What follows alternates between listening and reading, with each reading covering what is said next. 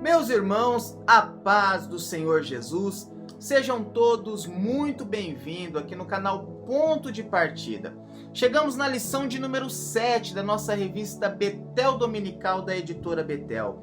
E hoje iremos comentar sobre o assunto a coerência entre a vida interior e a prática externa. A palavra coerência, ela significa aquilo que faz uma conexão entre dois pontos, aquilo que gera uma harmonia entre ambas as partes.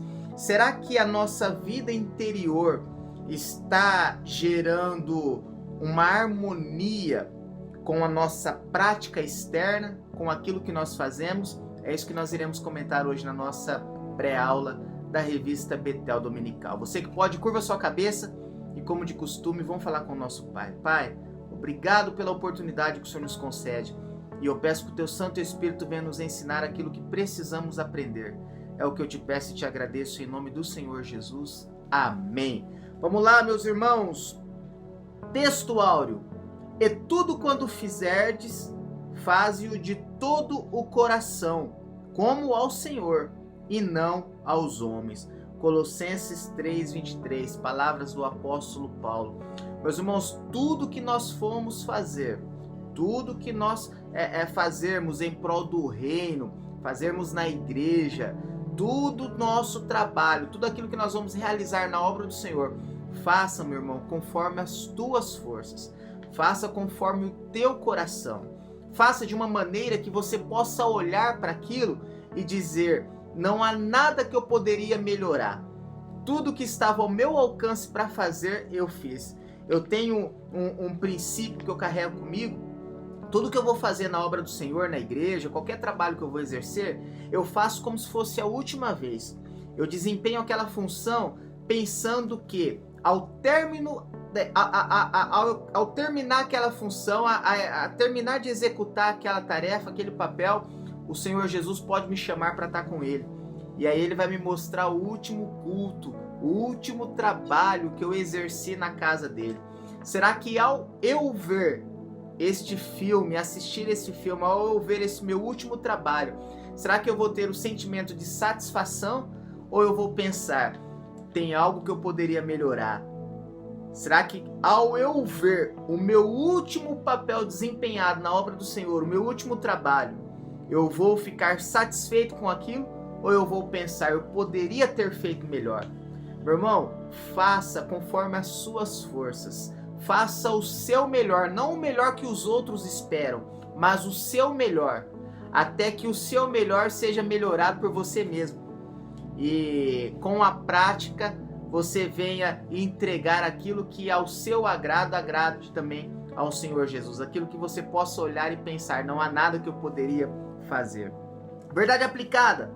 É preciso ter sempre em mente que Deus está atento às nossas ações e motivações, e que nada está encoberto diante dele. O que nos motiva a ter aquela ação, o que está nos motivando à prática, à execução da tarefa. É isso que o Senhor Jesus está de olho. Nosso texto de referência está em Mateus, o verso 1, 2 e o verso 5. Tópico 1. A justiça operada pela falsa motivação, agradando a Deus e não aos homens. Ele destaca a diferença entre fazer as coisas para ser visto e elogiado pelos homens, ou movido pelo amor e pela fé em Deus. O que está motivando você a executar, a exercer uma tarefa? Qual a motivação? Você está fazendo para que os homens te vejam e te aplaudam, ou você está fazendo porque realmente isso está dentro do seu coração e você quer agradar a Deus? Qual é a motivação que está surgindo no seu coração? Ô, meu irmão, a prática exterior tem que haver coerência com o seu coração. O que está te motivando? O que Deus irá ver, o que irá gerar, o que irá chamar a atenção de Deus é a motivação, nem sempre é a prática. Tendo em vista que Deus, na sua onisciência, na sua onipresença, na sua onipotência, os 3 atributos mais conhecidos, os atributos de Deus, Você não precisa nem realizar a ação. E muitas vezes nós não temos condição de realizar a ação, mas só pelo fato de você sentir a motivação em realizar ela, eu já te digo que você já foi galardoado pela sua motivação. O que Deus leva em conta é a motivação do seu coração, meu irmão. Tenha um coração íntegro, reto e sincero a Deus. Não oferte porque as pessoas estão induzindo você a ofertar. Não oferte para você agradar a alguém, mas oferte para agradar a Deus. Não trabalhe para você agradar ao seu líder, mas trabalhe para você agradar a Deus. Não seja fiel só porque você quer uma promoção do seu líder, mas seja fiel porque você foi chamado para executar uma função no reino de Deus. E Deus está contando com a sua função, contando com a sua fidelidade para a execução deste papel e desta função. Não faça para agradar aos homens, mas faça para agradar a Deus. E agora eu vou além. Seja fiel à sua liderança, como você é fiel a Deus, pois agradando a sua liderança, você estará agradando ao nosso Senhor. Tópico 1.2, a verdadeira e a falsa piedade. Os hipócritas eram verdadeiros atores. Eles se apresentavam para serem vistos e aclamados pelo povo. O intuito dos hipócritas era se apresentarem para que o povo o aplaudisse, para que o povo o adorasse, para que o povo aclamasse a sua execução. Dizendo, nossa, como ele é bom, queria elogio, queria ser colocado em um pedestal. O servo de Deus não foi chamado para estar em pedestal, não, meu irmão. O servo de Deus foi chamado para ser fiel na tarefa que foi colocada para ser executada. Não procure aplausos dos homens, mas procure que o Senhor Jesus se agrade daquilo que você está fazendo. Eles não ofertavam ao povo porque eram apenas generosos. Eles o faziam para receber honra da parte daqueles a quem ofertavam, o reconhecimento público. Essa palavra hipócrita, meu irmão, no grego, Mateus usou a palavra hipocritai. Essa palavra hipocritai no grego antigo era dada aos hipócritas, ou seja, aos atores, aqueles que se vestiam de um personagem. Geralmente os atores na Grécia Antiga, eles faziam alguns teatros e usavam máscaras. Esses teatros geralmente eram de cunho para protestar. Geralmente as peças eram de cunho político e era para protestar as autoridades. De forma que eles usavam uma máscara, ou seja, para dizer que o ator não era ele que estava falando, não era ele que estavam protestando, mas era o personagem a qual ele estava vestido. Por isso ele usava uma máscara, assim as pessoas não sabiam quem era que estava falando, quem estava indo contra o governo, quem estava protestando. Era uma máscara que era usada, ou seja, eles se escondiam atrás das máscaras, quando na verdade não eram aquilo que demonstravam ser. Hoje não existe mais máscaras, mas nós temos as redes sociais. Quantas pessoas demonstram ser uma coisa nas redes sociais e quando você vai ver na vida real há uma falta de coerência, há uma falta de conexão. Geralmente as pessoas querem transmitir algo que não são. Na rede social tá sempre alegre, tá sempre bonito, tá sempre com filtro, tá sempre com roupa nova. E aí você encontra uma pessoa na vida real e fala, nossa, será que é ela mesmo? Geralmente no Instagram, meu irmão, ninguém posta foto de boleto para pagar. Só posta foto ostentando as coisas. É fazendo churrasco, é tirar foto do churrasco, tira foto do carro novo, tira foto da roupa nova, tira foto da viagem. Louvado seja o nome do Senhor, isso é muito bom. Mas a vida não é só isso. Se você for ver a pessoa, ela não fica o tempo todo fazendo só isso. Percebe que está atrás de uma máscara? A rede social coloca uma máscara na pessoa que quem só vê a rede social só vê o lado bom. Eu que não estou fazendo uma crítica, mas estou mostrando o que é. Geralmente há uma desconexão entre a vida que a rede social mostra e a vida verdadeira da pessoa.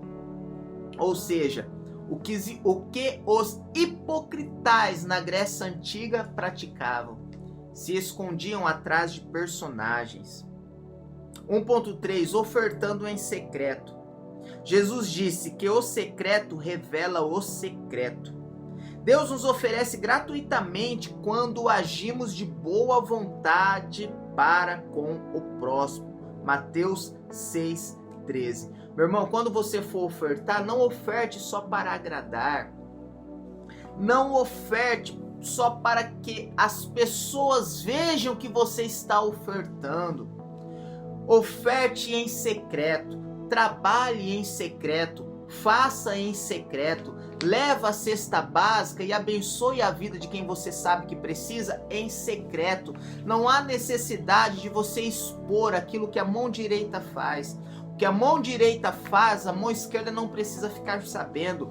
Deixa que o Pai que vê em secreto aquilo que você está fazendo em secreto e venha te recompensar em público. Deixe que o Pai entregue para você aquilo que talvez você está buscando que o público te dê. Talvez a recompensa que você está buscando ao público. Deixe que o Pai entregue ela para você. Louvado seja o nome do Senhor Jesus. Tópico 2. A pretensiosa oração dos hipócritas. A maneira incorreta de orar. Jesus ensina que toda oração autêntica deve ser dirigida a Deus. Meu irmão, quando você for orar, não há mais necessidade de você pedir a alguém que interceda por você. O véu do templo foi rasgado, nós temos acesso direto ao Pai. A Bíblia diz que nós já temos alguém que intercede por nós, que é o Espírito Santo de Deus. Que quando nós não temos palavras, quando muitas vezes nós dobramos nossos joelhos e só oramos, só choramos, nós só vemos a lágrima descer porque não há palavras para dizer. O Espírito Santo interpreta as nossas lágrimas e roga ao Pai com gemidos inexprimíveis. Quando você for orar, meu irmão, fale direto com o Pai. Ore em nome do Senhor Jesus, que Jesus que está ao lado do Pai irá rogar por todos nós. Louvado seja o nome do Senhor. Tópico 2.2, orando em secreto. Aqui, meus irmãos, nós vemos 3 passagens importantíssimas aqui no tópico 2.2. Orando ao Pai em secreto. A oração deve ser caracterizada por sua simplicidade. Não fique escolhendo palavras difíceis para orar, não. Quando você for orar, ore a Deus, ore ao Senhor Jesus como você fala com um amigo. O nosso Pai é o nosso Pai. O Senhor Deus é o nosso Pai e o Senhor Jesus é o nosso amigo. Não fique preocupado em que dizer, em procurar palavras difíceis, mas ore da mesma maneira que você conversa com um amigo. Fale com o nosso Deus, porque Ele sabe o que está dentro do seu coração. Esse é o ponto A. O ponto B. Jesus falou para entrar no quarto e fechar a porta e orar ao Pai que está em secreto. Mateus 6,6. Melhor maneira de nós orar, meus irmãos, não é fazer como os fariseus faziam, ir na praça e ficar lá com os braços levantados e orando para que as pessoas vissem que ele estava orando e assim diziam: nossa, como ele é um homem de oração, como ele ora, como é uma mulher de oração. Melhor lugar para orar, meu irmão, é você entrar dentro do seu quarto e fechar a porta. Foi assim que o Senhor Jesus nos ensinou.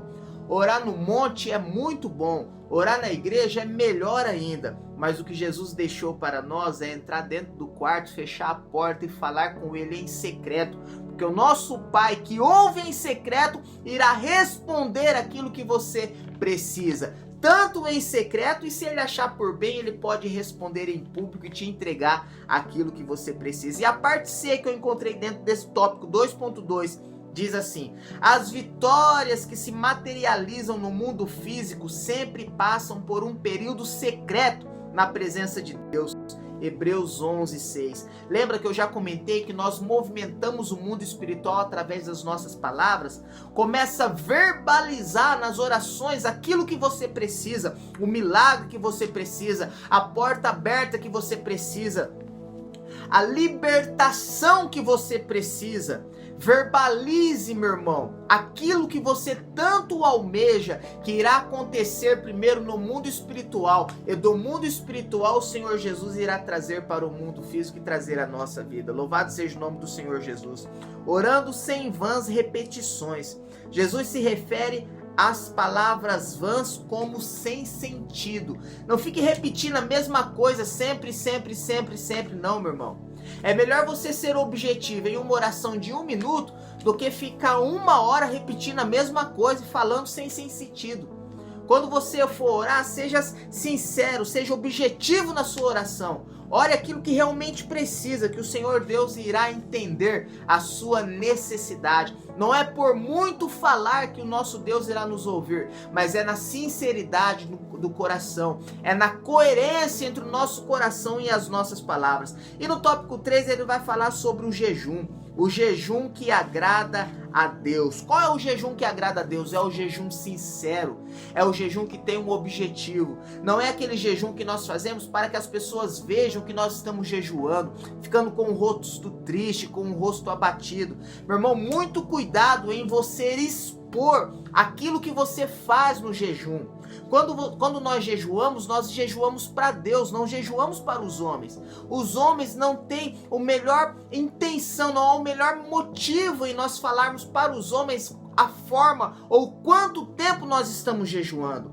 O jejum é secreto. O jejum não é para ninguém ficar sabendo. Você só precisa falar a forma que você jejua, a quantidade que você jejua, quando for para alertar ou exortar ou instruir uma outra pessoa, para que o seu exemplo seja de edificação para a vida daquele que está ouvindo.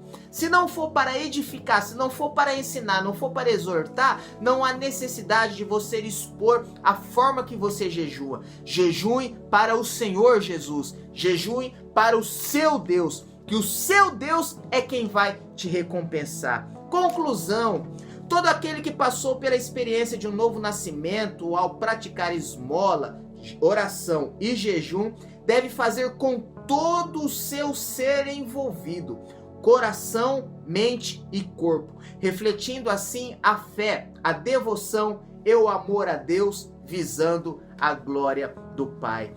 Deus abençoe você, o seu lar, a sua casa, a sua família e até a nossa próxima pré-aula, querendo Deus. Deus te abençoe.